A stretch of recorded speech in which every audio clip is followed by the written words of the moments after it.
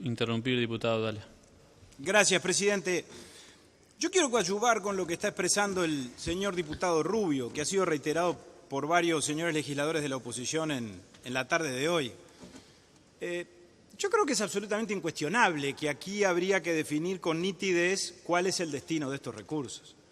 Y que decir que simplemente eso se va a determinar en las próximas instancias presupuestales es no decir nada, señor presidente, porque esto hay que verlo a la luz de la ley vigente, del artículo 773 de la Ley de Presupuesto del año 2010, que creó el Fondo de Estabilización Energética.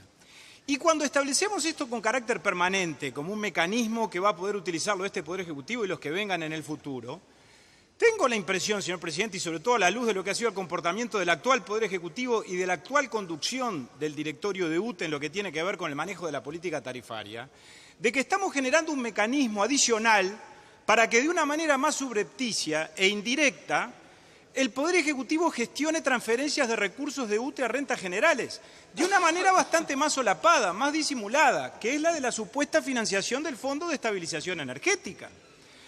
Porque hay que ir a ver lo que dice el artículo 773, que dice claramente que el Poder Ejecutivo es el que va a reglamentar la forma de financiar el fondo. Y dice además que el fondo se financiará con aportes de rentas generales, que eso creo que no se lo cree nadie, y después con aportes de la propia UTE. Entonces el Poder Ejecutivo le va a decir a la UTE, tú tienes que destinar tanto al Fondo de Estabilización Energética, de eso probablemente después sobre, y lo que sobra se lo queda al Poder Ejecutivo o va al Poder Ejecutivo, y por lo tanto, desde ese punto de vista, si vamos a financiar gasto presupuestal, pues estaremos financiando determinados objetos de gasto del presupuesto nacional en las instancias de las rendiciones de cuentas, pero, señor presidente, estaremos financiando el déficit del gobierno, porque el gobierno financiará, por ejemplo, con esos recursos excedentarios del Fondo de Estabilización Energética el gasto en educación o parte de él, pero liberará recursos para atemperar el déficit fiscal y por lo tanto estará financiando o enjugando el déficit fiscal, el déficit del sector público, con transferencias de las empresas públicas adicionales a través de esta vía.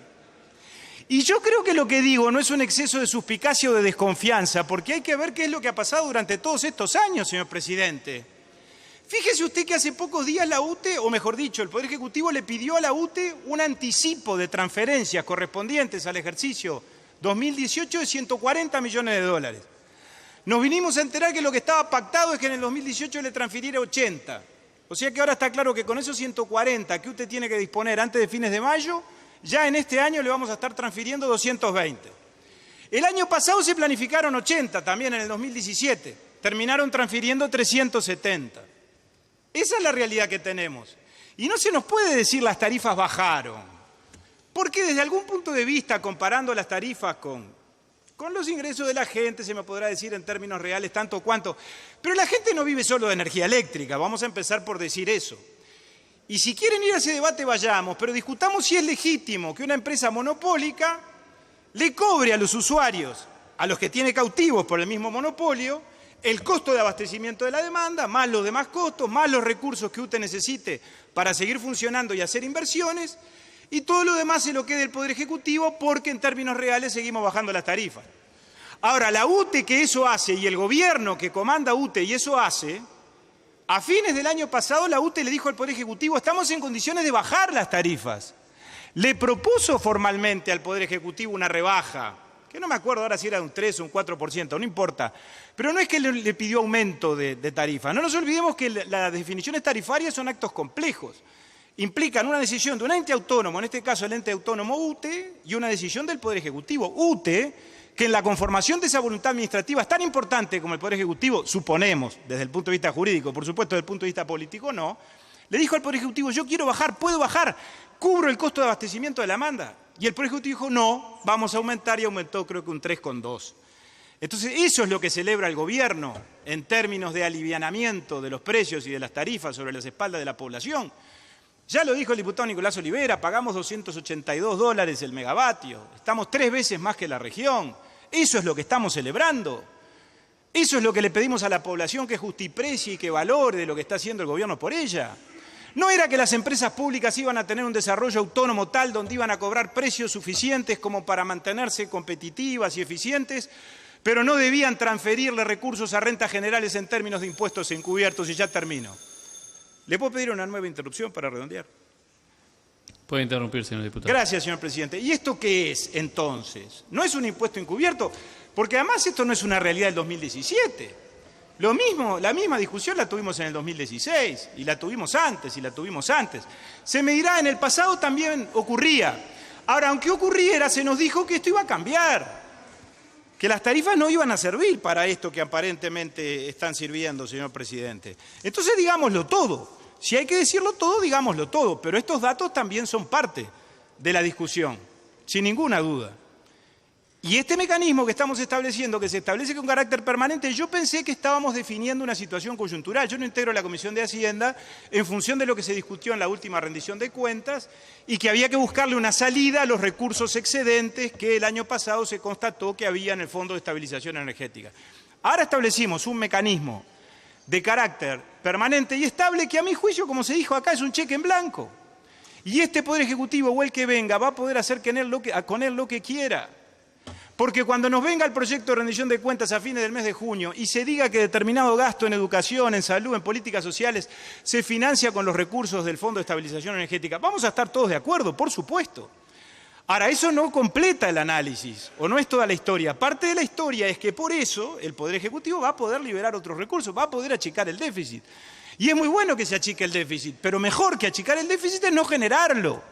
Y lo que ha ocurrido durante todos estos años es que se ha generado un déficit estructural que hoy todos lamentamos y que sabemos que condiciona al propio gobierno a la hora de elaborar su política presupuestal y que crea ulterioridades desde el punto de vista de las consecuencias económicas, que todos sabemos que son muy complicadas y que hasta se vinculan con el problema que tenemos planteado en el mercado del trabajo, la pérdida de empleo que se dio en los últimos años y el aumento de la desocupación que está por encima del 9%, y que todos lamentamos, y que tiene que ver también directa o indirectamente con este debate.